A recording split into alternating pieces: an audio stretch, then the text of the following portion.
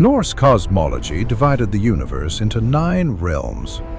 The center of the universe was the great world tree Yggdrasil, and the 9 realms either spread out from the tree or existed in levels stretching from the roots down and, marginally, side to side. Earlier Norse works, known as Eddic and Skaldic poetry, assume a knowledge of the cosmology and do not bother much with descriptions of locations or, in some cases, even specifics of what the realms were like, and, because of this, and the fact that Norse religion had no written scripture, some of the realms are less clear than others. Norse religious belief was characterized by the concept of sidur, meaning custom or habit, in that it was fully integrated into the lives of the people. One would not attend service in anything like a church, but would observe worship of the gods in one's own home, in a clearing in the woods, or in some sacred place of chthonic power. Even though there is evidence that temples to the gods existed, there is no record of what services or rituals performed there were like. The Icelandic mythographer Snorri Sturluson, 1179 to 1241 CE, finally wrote down the great Norse sagas, but was a Christian, writing for a Christian audience, and so altered the original material. Even the saga of the Volsungs, regularly cited by scholars as embodying authentic Norse beliefs, was finally set down in writing only around 1250 CE by an anonymous Christian scribe, Crawford IX. These later works certainly point to much older and authentic Norse tales, but are colored by the Christian context in which they were written. The concept of the afterlife realm of Hell, for example, is thought by scholars to be a wholly Christian concept added to Norse cosmology after Scandinavia was introduced to the new religion, even though some realm known as NIFLHEIM exists in earlier literature. The original 9 realms of the Norse universe were probably Asgard, realm of the Aesir; ALFHEIM, realm of the Bright Elves; Jotunheim, realm of the Giants; Midgard, realm of the humans; Muspelheim/Muspel, a fire giant or the forces of chaos or their realm; Nidavellir, realm of the Dwarves; NIFLHEIM, realm of ice and mist, possibly with lower realm of Niflhel; SVARTALFHEIM, realm of the Black Elves; VANHEIM, realm of the Vanir.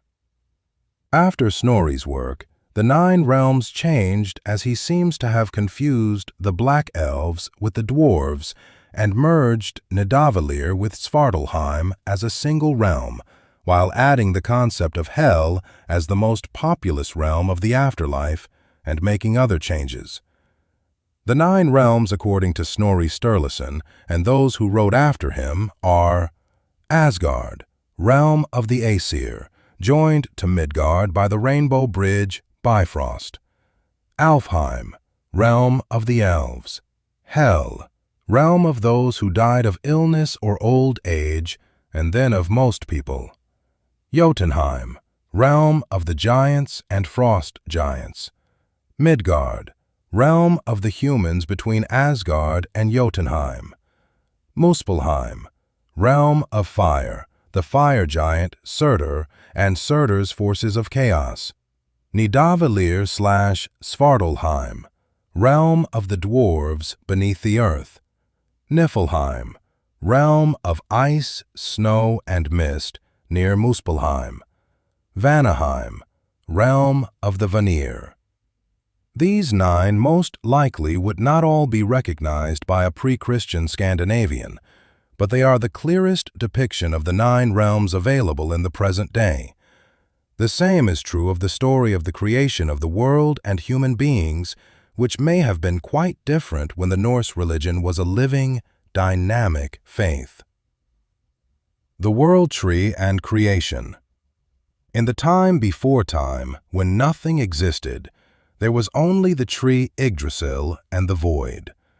No mention is made anywhere of who or what created the great tree of the world, but all 9 realms existed in and around its roots.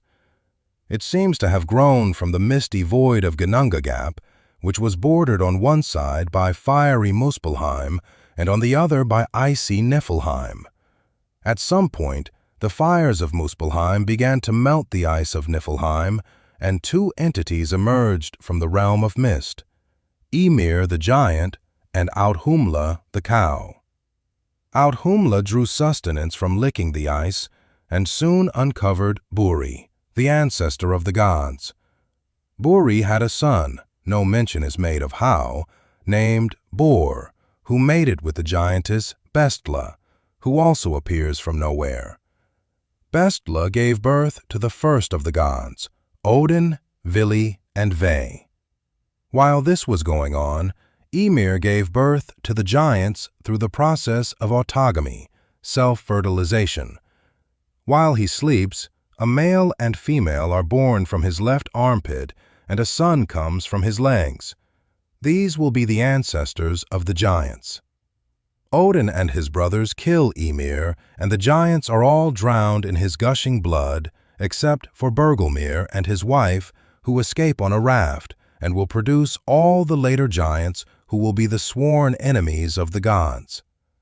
After Ymir is dead, Odin, Vili, and Ve drag his body to the void of Ginnungagap, where they create the world from his corpse and, later, the first man, Ask, and first woman, Embla, from 2 trees. At this same time, it seems, the 9 realms were also created.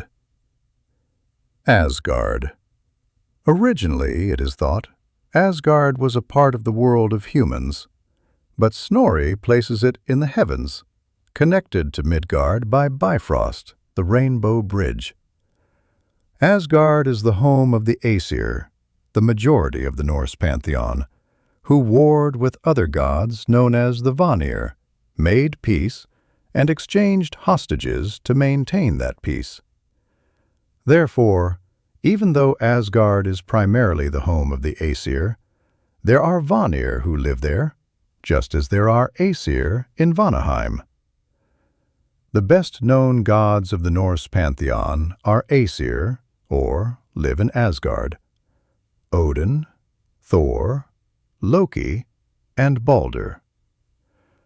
Asgard is depicted as a celestial city of high towers surrounded by a great wall.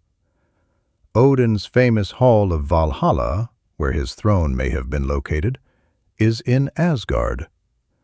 However, a place name or object, Hildskjalf, is mentioned from which Odin can gaze out over the entire world, and it is unclear whether this is his royal hall, separate from Valhalla, or his throne. ALFHEIM.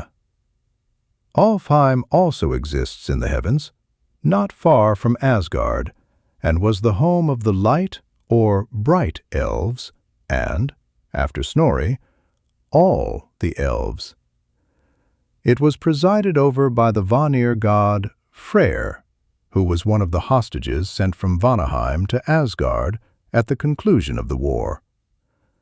The elves are magical beings, bright and beautiful, who inspired the arts, music, and creativity in general. Scholar John Lindo, and others, has noted that Alfheimar was the geographic locale between the mouths of the rivers Gota and Glom at the border between Sweden and Norway, and that people from this region were considered fairer than those in other places. The mythological Alfheim is therefore thought to be inspired by this region, but this claim has been challenged. The realm is not described clearly in Norse literature, but, owing to the nature of the elves, is thought to be quite lovely. Hel. Hel, sometimes known as Helheim, is a dark, gloomy realm presided over by Hel, daughter of Loki, and sister of the Midgard serpent and Fenrir the wolf. When Loki's children were born, Odin knew they would cause trouble, and so sought to place each one where it would do the least harm. He placed the Midgard serpent in the seas which surround the world, had Fenrir chained up, and threw Hel into a dark realm beneath the roots of Yggdrasil. This realm was then surrounded by a wall with only one gate and could only be reached by traveling downhill on a long, long path known as Helveg, the way or road to hell, and crossing a dangerous river of weapons. Hel herself is depicted as a giantess, glum and brooding, and not at all like the character of Hela in the Marvel film Thor Ragnarok, 2017, played by Kate Blanchett. For reasons which are unclear, her realm became associated with the souls of the dead, which did not die in battle, and, initially at least, those who died from disease or old age. In time, it became the most populous realm of the dead, and most people who died were thought to travel to Hel's dark realm, where they wandered in a kind of twilight, but otherwise did more or less what they had done while alive. Determining who went to Hel's realm, or why, is not easy, as the great hero god Balder, among others, is said to have gone to Hel when, considering his status, he should have gone to Valhalla. Jotunheim.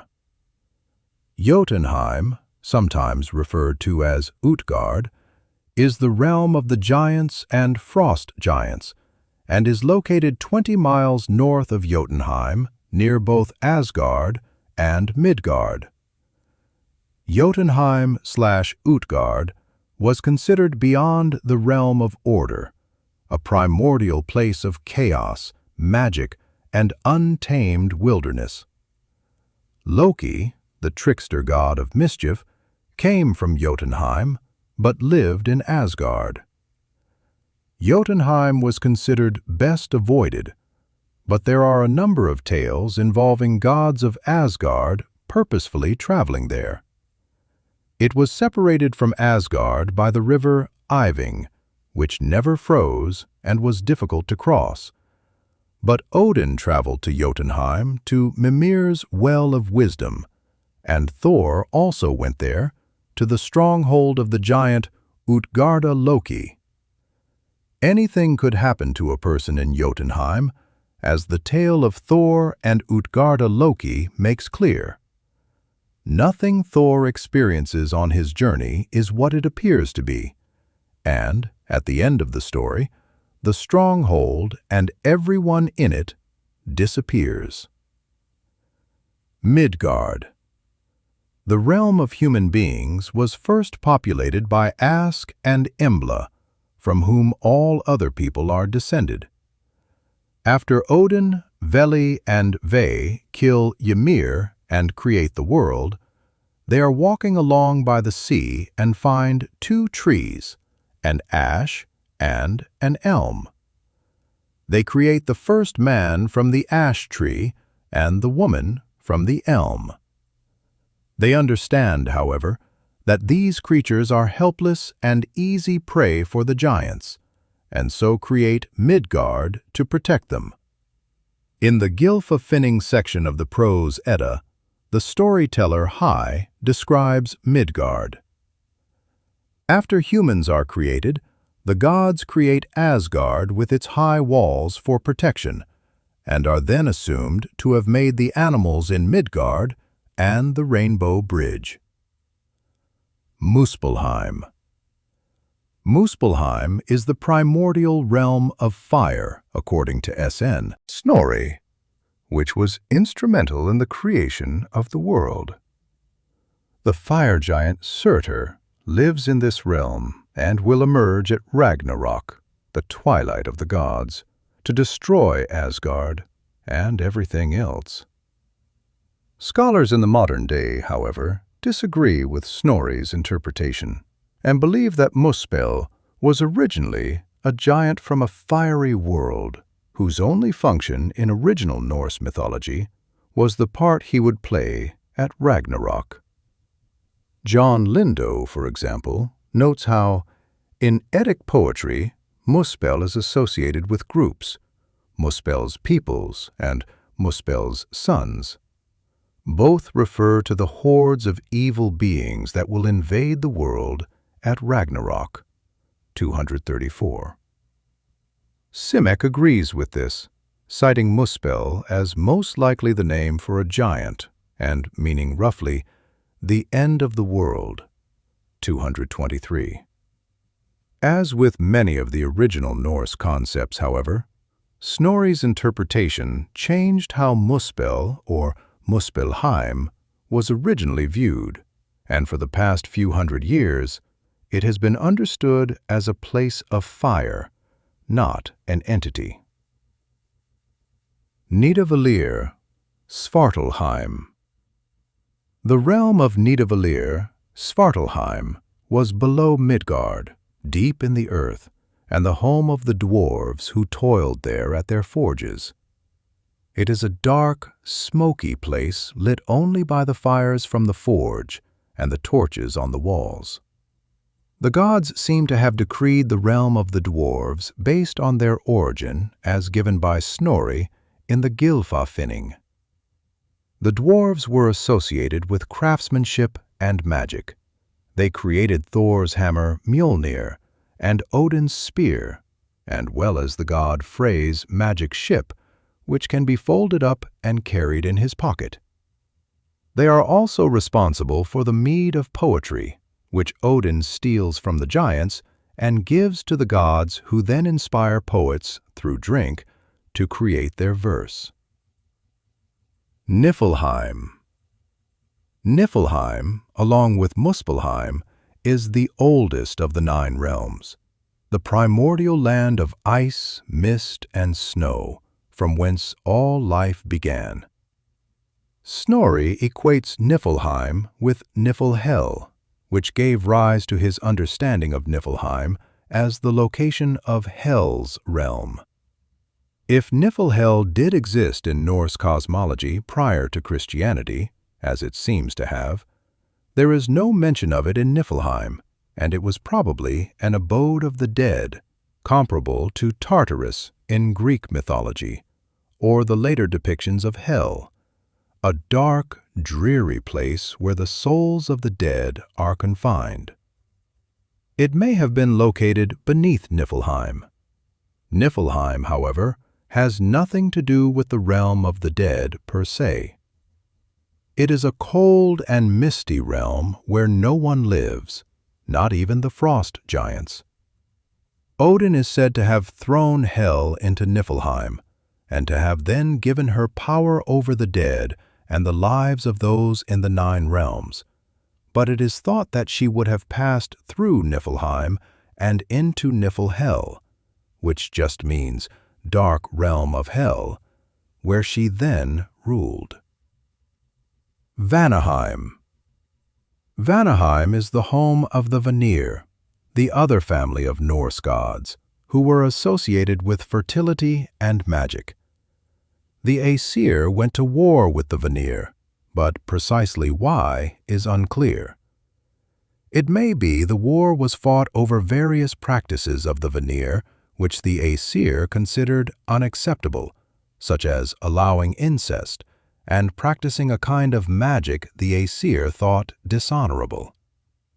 Whatever the war was about, it was concluded by a peace treaty in which hostages were exchanged, and the Vanir sea god Njord and his 2 children, Freyr and Freyja, went to live in Asgard. No descriptions are given for VANHEIM, but it is assumed to be a fertile and pleasant realm of magic and light. Simek writes, "The Vanir are in particular fertility gods, who were called upon for good harvests, sun, rain, and good winds, especially by the agrarian population, and for favorable weather conditions by the seafarers and fishermen." 350. Freya one of the most popular Norse deities, presided over her own realm of the dead somewhere in Asgard called Folkvanger, Field of the People, which was quite probably as pleasant as VANHEIM, her home realm. Conclusion.